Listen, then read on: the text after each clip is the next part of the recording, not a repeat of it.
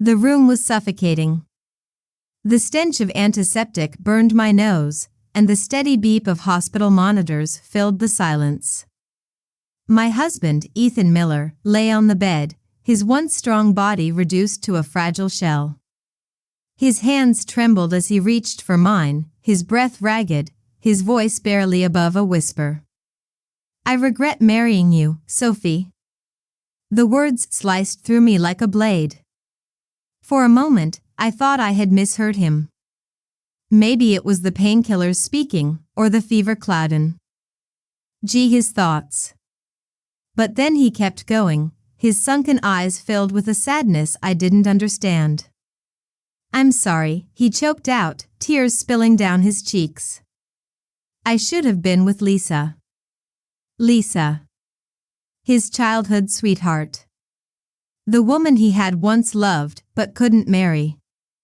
The woman who had spent her entire life waiting for him in widowhood. My breath hitched. Ethan wasn't just confessing a past love.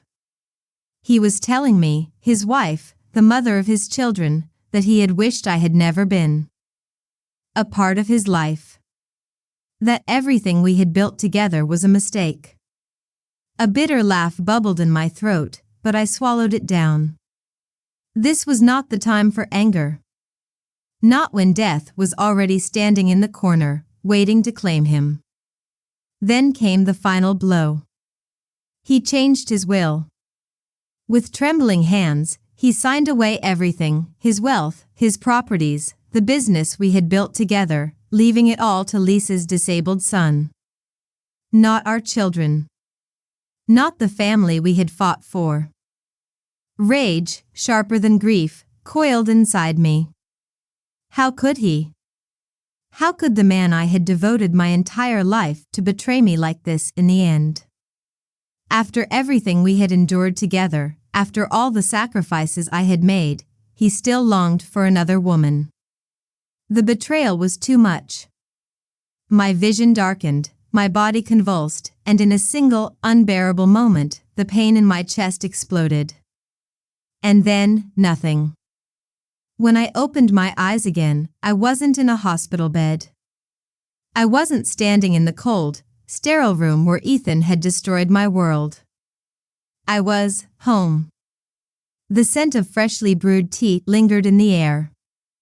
Morning sunlight streamed through the window, casting golden patterns on the wooden floor. The sound of birds chirping outside felt painfully familiar, like a melody I had forgotten. I sat up, heart pounding. My hands steady, unwrinkled.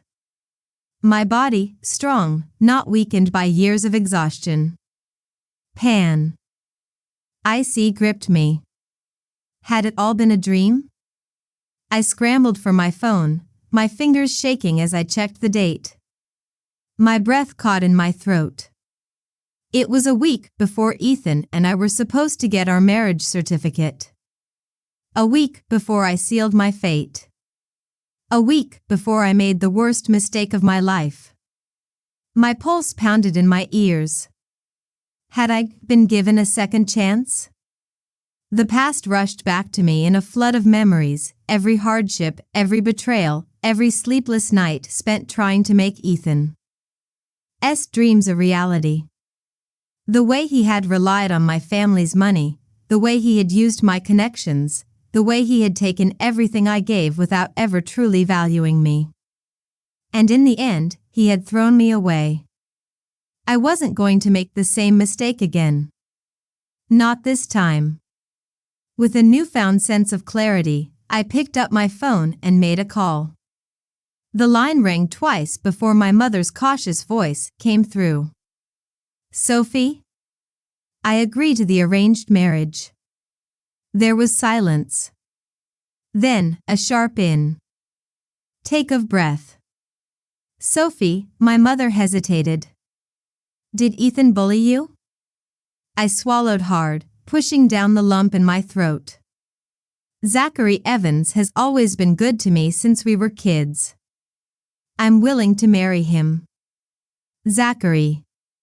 In my past life, he had been my childhood friend, the one I had abandoned for Ethan. The one who had supported me even when I had nothing left. The one who had fought for my children's rightful share when Ethan tried to leave them penniless. The one who had insisted on burying me in his family's ancestral cemetery when Ethan refused.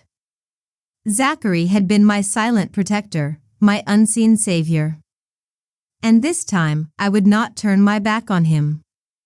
This time, I would not waste my life on a man who never truly loved me. I decided to clear my head and step out for some air. The market was busy, filled with vendors calling out their wares and children running barefoot on the dusty roads. The familiarity of it all sent a shiver down my spine. Then I saw them. Ethan and Lisa. They were huddled in an alley, whispering urgently, their faces inches apart. Curious, I stepped closer, staying hidden behind a stack of wooden crates. "Just wait 3 more months, Lisa," Ethan murmured, gripping her hands tightly.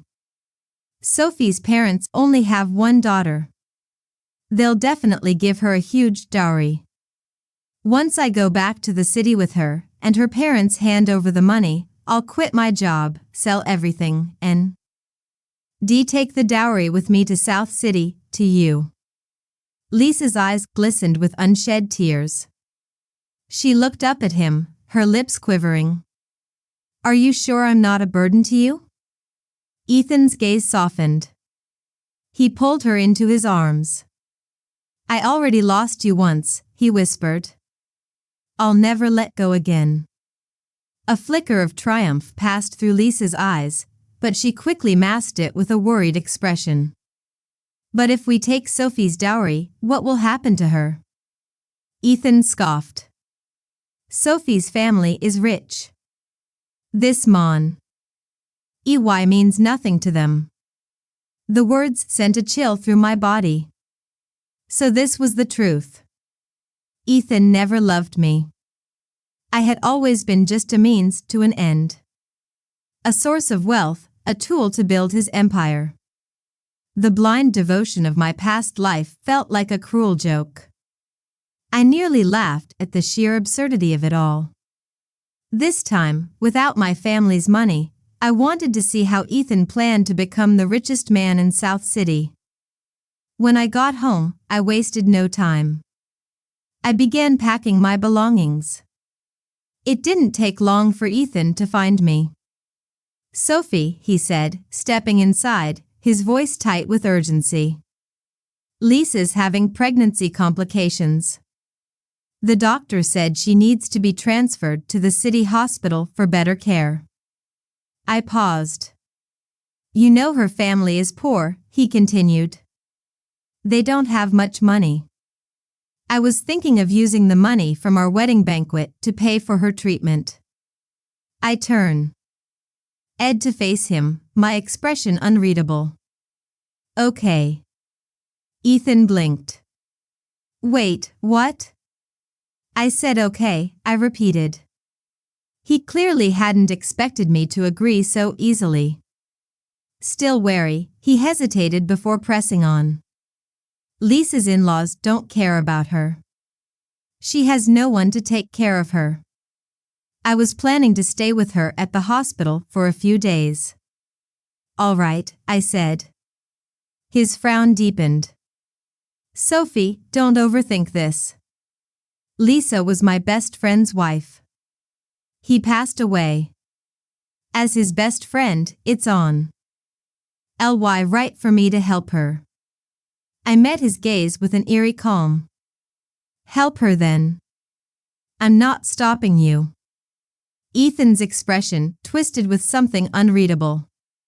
For the first time, he didn't know how to respond. This was only the beginning. This time, I was going to destroy the man who had betrayed me. Part 2, the beginning of the end. Ethan stared at me, his expression filled with disbelief. He had expected resistance, an argument, maybe even tears. But instead, I had given him nothing but indifference. For a man like Ethan, indifference was worse than anger. He was a manipulator, always pushing and pulling, thriving off control. And yet, for the first time, I was slipping out of his grasp. "Sophie," he said cautiously, stepping closer. You really don't mind?" I smiled. "No, I don't mind at all." A flicker of uncertainty passed through his eyes. He wasn't used to me being this calm. He wasn't used to me agreeing so easily. And he definitely wasn't. T prepared for what I would do next. The real test begins. Ethan cleared his throat. "Well, that's good then. I knew you'd understand. Since we're getting married soon, and your mom secretly sent you some money, I was thinking, maybe you could lend me another $1,000? Hospital expenses can be really high." I didn't even look up from my packing. "I don't have any money." Ethan's face twisted in confusion. "What do you mean? Just a few days ago, you said your mom was sending you $2,000 for the wedding. You told me we didn't have any." "Oof, but it was fine because she would help." I let out a soft sigh, as if hesitant. Then, in a careful voice, I said, "My dad doesn't approve of our marriage." My mom wanted to send me the money, but my dad stopped her. His body went rigid. I saw the exact moment panic set in. His fingers clenched into fists. "Then, what about the dowry?" I lowered my gaze and shook my head slowly. "There is no dowry either." The silence was deafening. Ethan's breathing grew heavy. His lips pressed in to a tight line, and then, "No money? No dowry?" His voice rose, disbelief laced with frustration. "Then what's the point of getting married?" I fought back a smirk.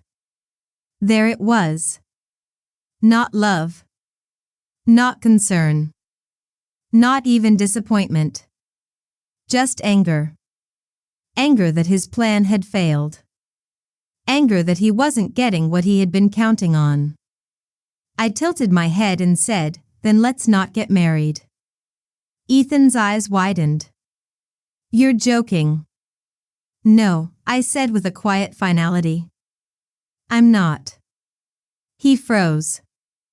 His face paled for a moment, then flushed with anger. His fingers twitched like he wanted to grab me, shake me, make me change my mind. But he couldn't. For once, he had no power over me. Cracks in the illusion.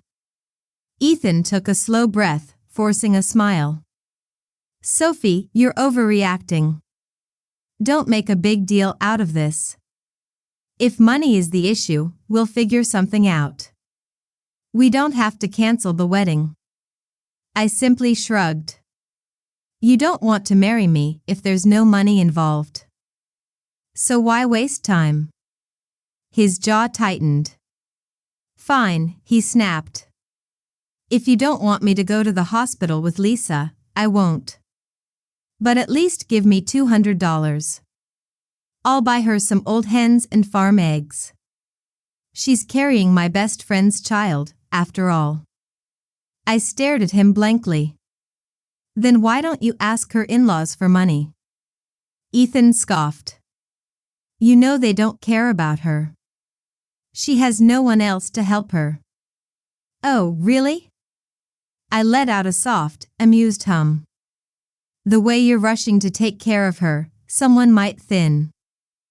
Lisa is actually carrying your child." Ethan's face turned a deep shade of red. "Sophie," he barked, his voice filled with anger. "Lisa is already miserable enough being a widow. Now you want to ruin her reputation too? Do you want to drive her to her death?"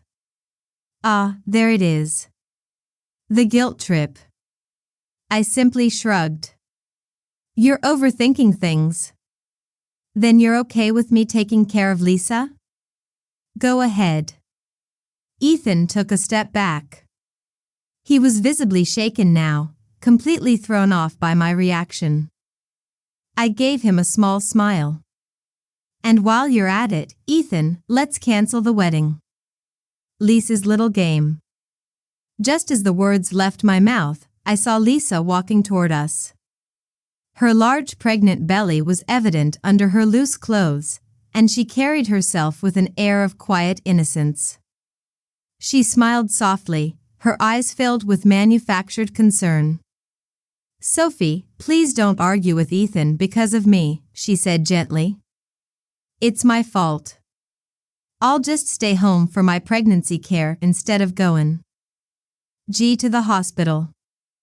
I don't want to cause any problems for you too. Her voice was sweet, careful, playing the part of the self-sacrificing victim. She sighed, placing a delicate hand over her belly. It's just, the doctor said I'm anemic.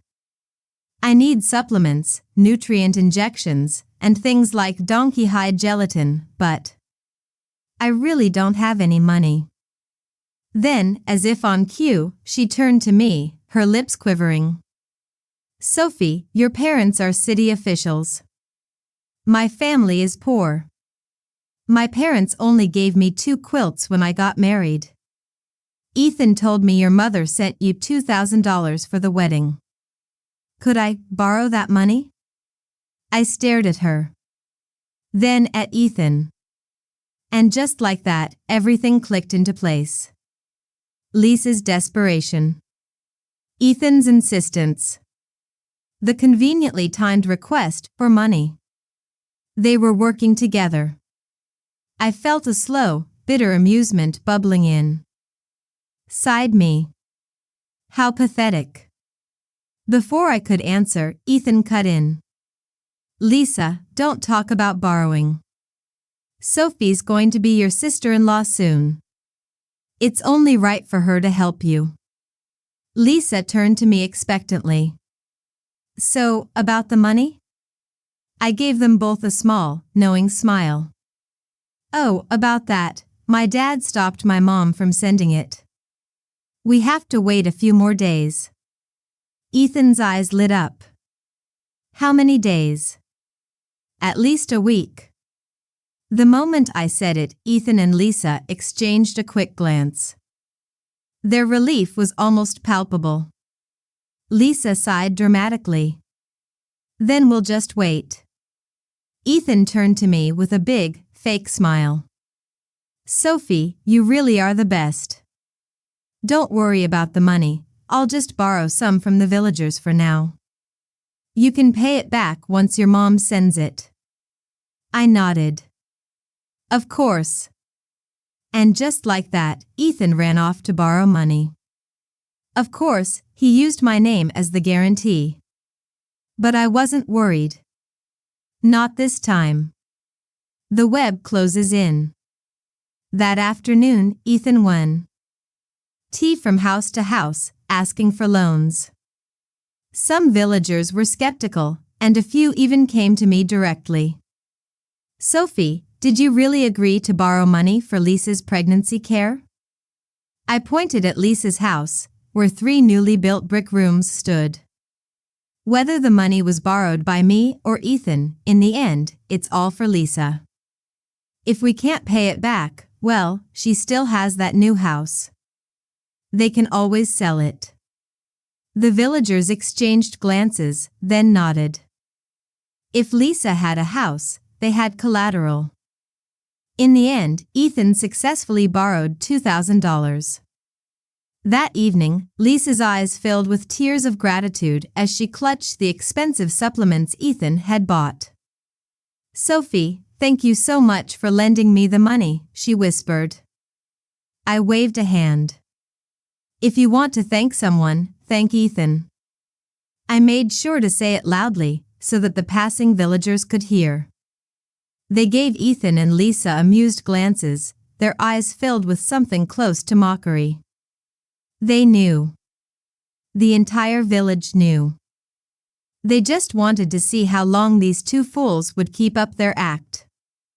And so did I.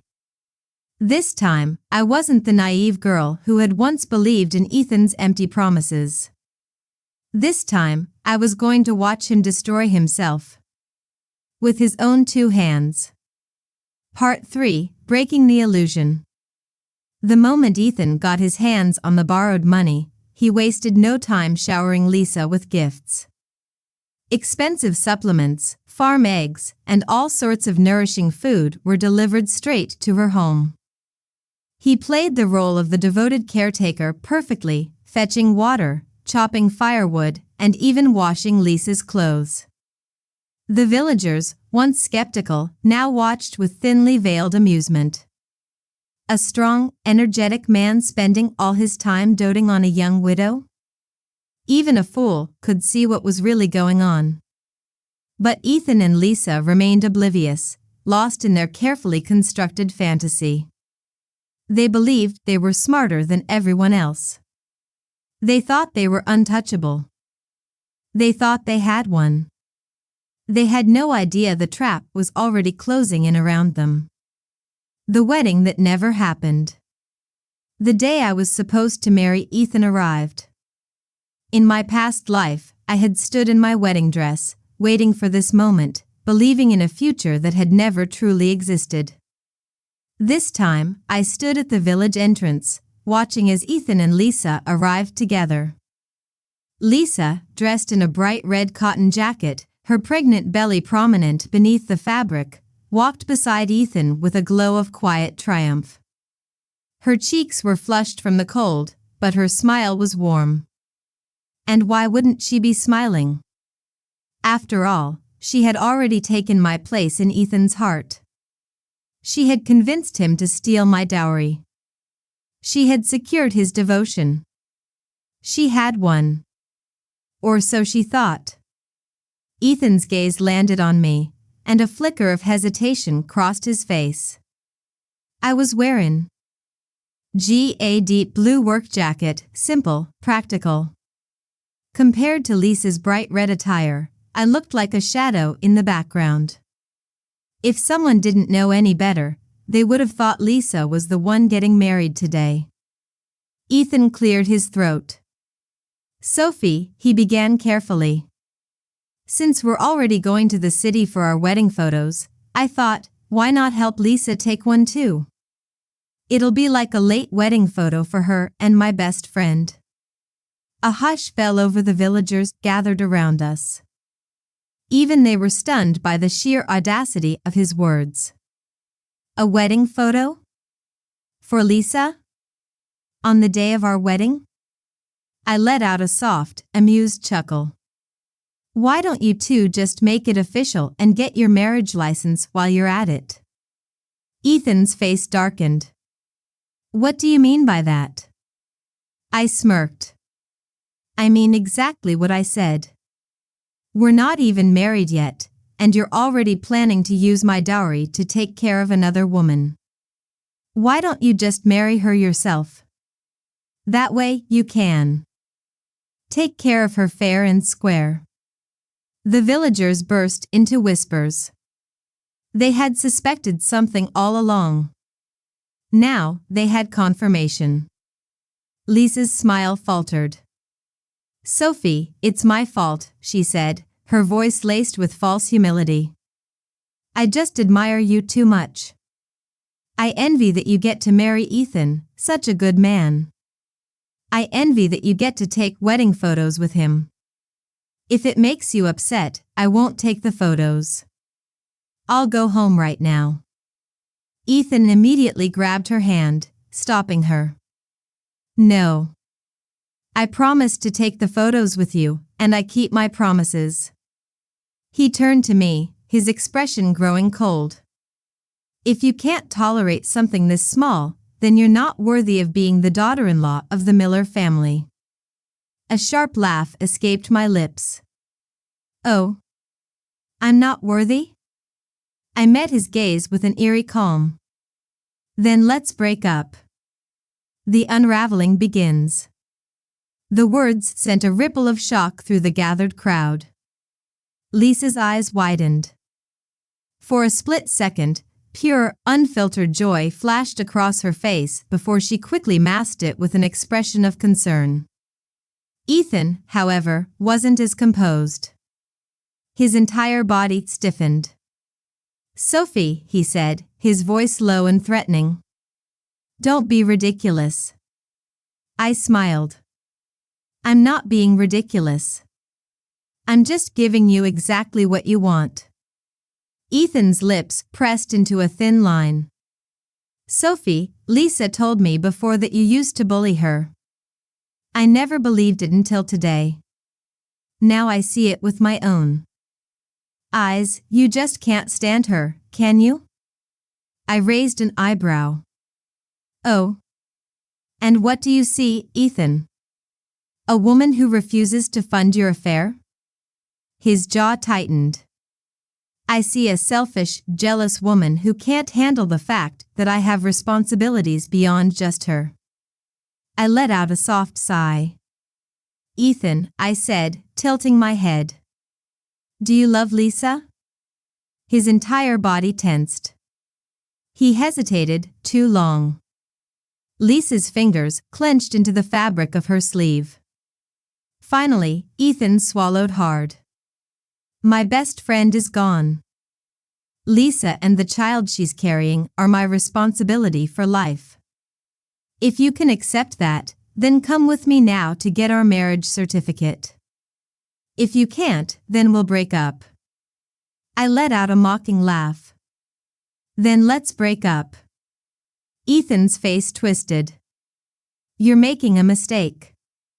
"No, Ethan," I said coolly. "I was the mistake." I turned on my heel and walked away. And just like that, everything Ethan and Lisa had been scheming for came crashing down. The web tightens. As soon as I left, the gossip exploded. I knew it. I always suspected there was something between Ethan and Lisa, but no one believed me. Lisa's pregnant with his best friend's child, yet she's already latched onto Ethan? Or maybe that baby isn't even his best friend's in the first place? Exactly. Ethan's the one running around borrowing money for her pregnancy supplements. If that's not suspicious, I don't know what is. Ethan and Lisa's faces flushed red with embarrassment. Then, someone suddenly realized something. Wait a minute. Ethan said his future wife would help pay off the debts, but now that Sophie isn't marrying him anymore, who's going to take care of it? The villagers who had lent Ethan money immediately surrounded him. Ethan turned to me, desperation in his eyes. "Sophie, you promised, you said when your mom sent the money, you'd pay the debt." I shrugged. "I also said that money was my dowry. Now that our wedding is off, you're not my husband. Why should you get to spend my dowry?" Ethan froze. Reality hit him like a sledgehammer. He and Lisa had planned to dump the entire $2,000 debt on me, then take the money and run. Since the IOUs were supposed to be signed under my name, the creditors would have come after me. But now? Now, the creditors were after him. His face drained of color. His mouth opened and closed, but no words came out. I reached into my bag and pulled out a stack of IOUs. With a flick of my wrist, I let them fall like snowflakes, landing at his feet. "You borrowed the money," I said, smiling.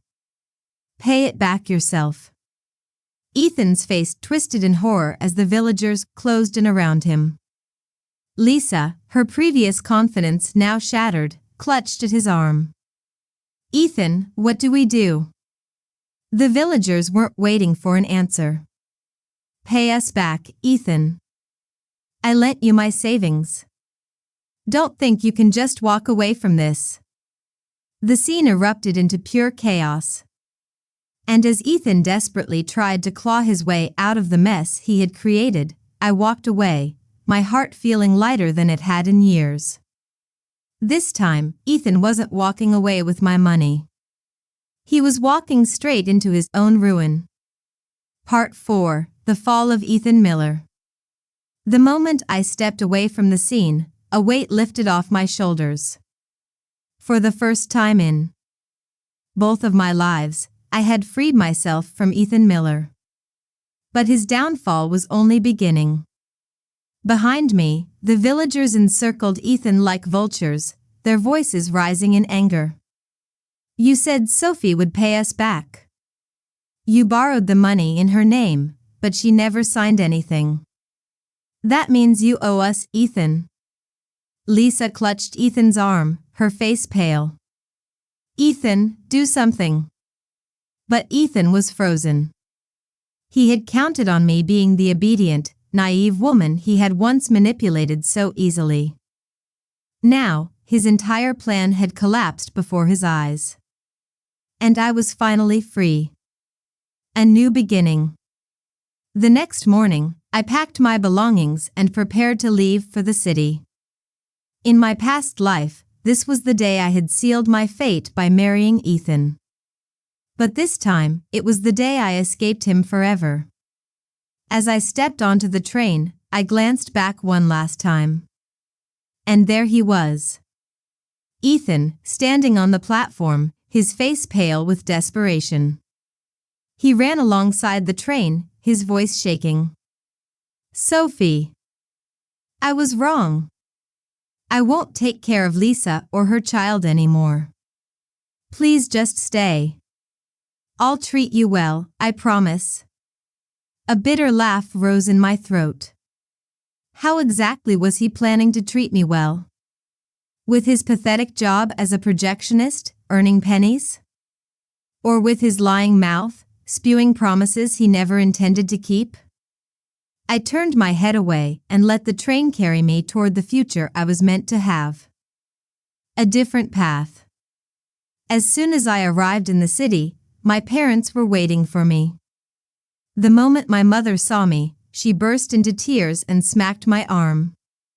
"You little brat," she scolded. "You were willing to throw away your parents for some worthless man?" Before I could respond, she pulled me into a tight embrace. My father, standing beside her, let out a heavy sigh. His eyes were red-rimmed, betraying the silent worry he had carried. And beside them stood Zachary Evans. Tall, composed, and watching me with calm understanding. In my past life, I had abandoned Zachary for Ethan. But Zachary had never abandoned me. He had protected me from the shadows, even when I didn't deserve it. And this time, I wouldn't turn my back on him. A marriage that changed everything. A month later, Zachary and I were married. Unlike the miserable, debt-ridden life I had endured with Ethan, this marriage was different. The Evans family was one of the wealthiest in South City. They had political power, business influence, and a reputation that made even the richest families respect them. But Zachary wasn't just some rich man. He was a strategist. A leader. A man who built empires. And together, we built one of our own. With my knowledge from my past life and Zachary's influence, we entered the home appliance business, the same industry Ethan had once thrived in. In my past life, I had given everything to Ethan, helping him rise to power. This time, I was the one rising. And as Zachary and I expanded our empire, Ethan and Lisa were drowning in their own failure. Ethan's life unravels. Without my dowry, Ethan's dreams of starting his home appliance business crumbled instantly. With no money, no connections, and no power, he was nothing. Lisa, terrified of losing him, refused to support his ambitions. Instead, she sent all their remaining money to her family. Unfortunately for her, her brother was a gambling addict. Within a month, every last cent was gone. Ethan lost everything, and in his rage, he nearly beat Lisa to death. Their perfect love story had turned into a nightmare. But karma wasn't finished with them yet. Lisa overindulged during her pregnancy, believing she could finally live a life of luxury. As a result, her childbirth was a disaster. The baby was stuck in the womb for too long and was born with cerebral palsy. And Lisa? She suffered severe bleeding and had to undergo a hysterectomy. She would never be able to have children again. The moment Ethan learned that Lisa was infertile, his expression turned cold. He had planned to marry her once she gave birth. But now? Now, Lisa was useless to him. So he never married her. A life of regret. For the next 3 years, Ethan tried to crawl his way back up. But no one was willing to invest in a failed man. Meanwhile, Lisa was clinging to him desperately. Whenever he went on a blind date, she would show up with their sickly child, kneeling in front of the other woman, sobbing. Please, she would beg. Let Ethan go. My child and I need him. Eventually, no matchmaker would touch Ethan. His dream of becoming South City's richest man had turned to dust. And all the while, Zachary and I continued to rise. We weren't just selling home appliances. We were manufacturing them. By the time I gave birth to triplets, 2 boys and a girl, our empire had already crushed every competitor in the industry. Ethan? Ethan was nothing more than a repairman in a small village shop. Yet, despite everything, he still clung to his delusions. The final encounter. One day, Zachary and I traveled to Apricot Blossom Town for charity work.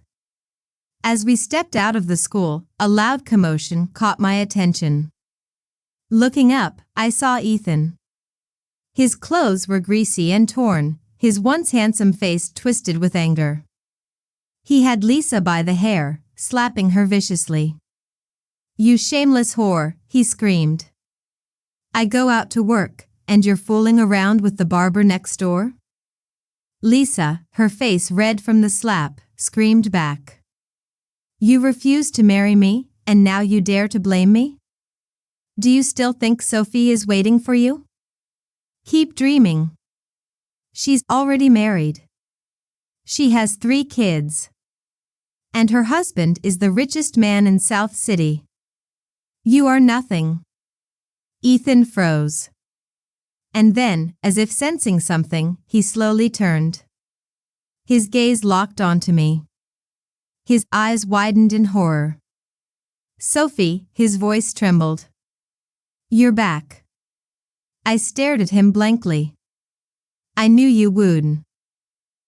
Forget me, he said desperately. You love me. There's no way you married another man. You were forced into it, right? Your family pressured you. Zachary stepped in front of me. His sharp gaze was like a blade, cutting through Ethan's delusions. Ethan flinched. Who is this lunatic? Zachary asked. I let out a soft laugh. Oh, just someone I used to know. Zachary turned to his assistant. Go ask this man's family if they'd like to send him to a hospital for a mental checkup. Put the fees on my personal account. Ethan's face turned ashen. Sophie, please, he begged. But I was already walking away. I never looked back. Ethan Miller was no longer a part of my story. Part 5, the final nail in Ethan's coffin. As Zachary and I drove away from Apricot Blossom Town, I didn't feel a single ounce of sympathy for Ethan. He was the architect of his own misery. The man who had once dreamed of becoming the richest man in South City was now nothing more than a pathetic repairman, stuck in a dead-end life with a woman he once swore to love. And yet, even after all these years, he still had the audacity to believe I was waiting for him. The delusion. The arrogance. The sheer entitlement. It almost made me laugh. But I was done wasting my emotions on Ethan Miller. I had a life to live. A future to build. And unlike him, I had made the right choices. The breaking point. I didn't return to Apricot Blossom Town for a long time. By then, Zachary and I had turned our home appliance business into an empire. We didn't just dominate the market, we became the market. Meanwhile, Ethan continued his slow, miserable descent into nothingness. His repair shop barely scraped by. Lisa, once his devoted lover, had turned into his biggest nightmare. She resented him for not marrying her. He resented her for ruining his engagement to me. Their love story had rotted into something ugly and toxic. Every day was filled with fights, accusations, and regret. And then, one night, everything changed. A crime of passion. It started over something small. Lisa had closed the shop early. Ethan, returning from a repair job, exploded. "You useless woman," he shouted, his voice shaking the walls. "Do you think money grows on trees? I work myself to death, and you just sit here doing nothing?" Lisa, tired and bitter, snapped. "You thin. "'Kay, I'm the problem," she spat. "You're the one who ruined everything. You could have had a good life with Sophie, but you threw it away for me. You were stupid, Ethan. So stupid." Ethan's entire body froze. A dark, dangerous look crossed his face. Lisa realized her mistake too late. The next morning, the villagers woke up to horrifying news. Lisa was dead. Stabbed over 30 times. The walls of their tiny shop were painted in blood. And Ethan? Ethan was found sitting in the middle of the crime scene, covered in Lisa's blood, staring blankly at nothing. When the police arrived, he didn't resist. He simply sat there and waited. Ethan's final moments. Ethan's trial was swift. Lisa's murder had been too brutal, too horrifying for the court to show mercy. His death sentence was handed down without hesitation. And when the execution date was set, he didn't beg for his life. He didn't cry. He didn't plead for mercy. He simply smiled. As if he had been waiting for this moment. The night before his execution, he left behind one final letter. A letter addressed to me. The letter I never read. The day the letter arrived, I was sitting in my office, reviewing the latest reports for our company. When my assistant placed the envelope on my desk, I barely spared it a glance. It was from Ethan. The last thing he had ever written. And yet, I never opened it. I never read a single word. I simply tossed it into the fireplace, watching as the flames erased the last trace of Ethan Miller from my life. Because I didn't need his apologies. I didn't need his regrets. I didn't need anything from him. He was dead. And I had never felt more alive. The last tragic chapter. Lisa's orphan child was sent to a government shelter. No one from Lisa's family wanted him. No one from Ethan's side stepped forward to claim him. The boy, a child born from selfishness, greed, and betrayal, was left to grow up alone. Ethan's dream of building an empire, of becoming the richest man in South City had ended in ruin. His legacy was nothing but a cautionary tale. And I had never looked back. Because while Ethan was busy chasing power and wealth, I had built something far greater. A life worth living. Part 6. A Life Worth Living. Ethan Miller's chapter had ended in ruin, but mine was just beginning. After his execution, I never heard his name again. No one in South City talked about him.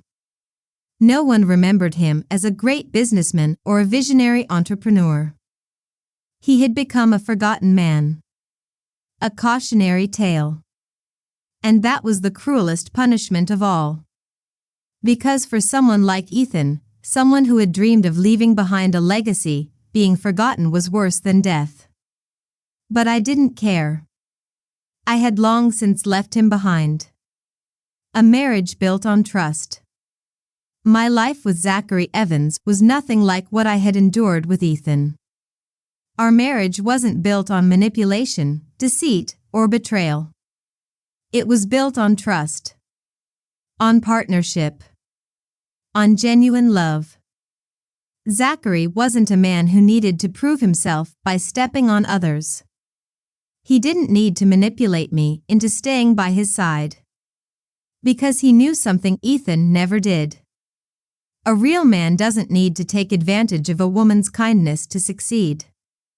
Zachary was already successful on his own. But with me? We built an empire. The business that changed everything. After marrying into the Evans family, I suggested an expansion into home appliance manufacturing. In my past life, I had poured everything into Ethan's business, believing in his dreams. This time, I built my own. Zachary and I dominated the market within 2 years. We crushed every competitor, our reach extending beyond South City into the entire country. We weren't just selling home appliances anymore. We were creating them. And while Ethan had dreamed of becoming the richest man in South City, Zachary and I had become one of the wealthiest families in the country. The power Ethan had so desperately chased? I had taken it for myself. And I had done it without him. Motherhood and a love that lasted. Years passed, and my life blossomed in ways I had never imagined. Zachary and I welcomed 3 beautiful children, triplets. 2 boys and a girl. When Zachary found out I was pregnant, he cried like a child. Then, behind my back, he went and got a vasectomy. When I found out, I was furious. Why didn't you discuss this with me first? He grinned. As a responsible private entrepreneur, I should take the lead in following the family planning policy. 1 pregnancy is more than enough. I had rolled my eyes at his reasoning, but deep down, I knew the truth. Zachary wasn't just protecting our future, he was protecting me. The pregnancy had been hard on my body. He never wanted me to go through that again. Even when our company expanded globally, Zachary always made sure to put me first. Whenever we traveled for business, he insisted I come with him. Why? I asked one day, amused by his insistence. He smirked. Because if you don't, the businessmen I meet will arrange for women to entertain me. You have to protect my innocence. I had laughed so hard I cried. And I loved him more every day. The final encounter. Years later, I found myself in Apricot Blossom Town once more. Our company had sponsored a charity program for underprivileged children, and I had come personally to oversee the event. As I watched the children receiving school supplies, one of the villagers approached me hesitantly. Sophie, you probably don't remember me. I did. He was one of the villagers who had once mocked me when Ethan left me for Lisa. The same villagers who had laughed at me, thinking I had lost everything. But now, he was looking at me with awe. With respect. You did well for yourself, he said. You made the right choice. I smiled politely but said nothing. I didn't need their validation. I had already won. Ethan's forgotten son. Before leaving, I overheard a conversation between the charity workers. One of the children at the shelter had cerebral palsy. His father had refused financial aid from my company. My breath caught. Ethan's son. I didn't need to ask. I already knew. Ethan had been so obsessed with his pride that he let his own child suffer rather than accept my help. But now, Ethan was dead. And his child? His child had been abandoned. No family. No home. No future. For a moment, I felt nothing. Ethan had made his choices. Lisa had made hers. And now, their son was paying the price. But then, I looked at the boy. He was just a child. A child who had done nothing wrong. A child who had no control over the people who had brought him into the world. I made a decision. The ultimate victory. That night, I signed the adoption papers. Ethan's child was now my child. I gave him a home. A family. A future. And that was my final victory over Ethan Miller. Because while he had tried to use me, while he had betrayed me, while he had tried to leave me with nothing, I was still standing. I had built everything he had ever wanted and more. And in the end, I was the one who took care of his child, not out of obligation, but because I could. I had all the power. And he? He was nothing but a ghost of a forgotten past. A life well lived. Years later, as I sat on the balcony of our estate, watching Zachary play with our children, I reflected on my life. I had suffered. I had been betrayed. I had died once, only to be reborn stronger. And I had won. Not because I had sought revenge. Not because I had destroyed Ethan. But because I had chosen happiness. I had chosen myself. And in the end, that was the greatest victory of all. Final words. Ethan Miller had spent his whole life chasing wealth and power. But I was the one who truly had it. He had left behind nothing but debts, regrets, and a child he had abandoned. And I left behind a legacy. Because in the end, the best revenge isn't destroying your enemies. It's living well.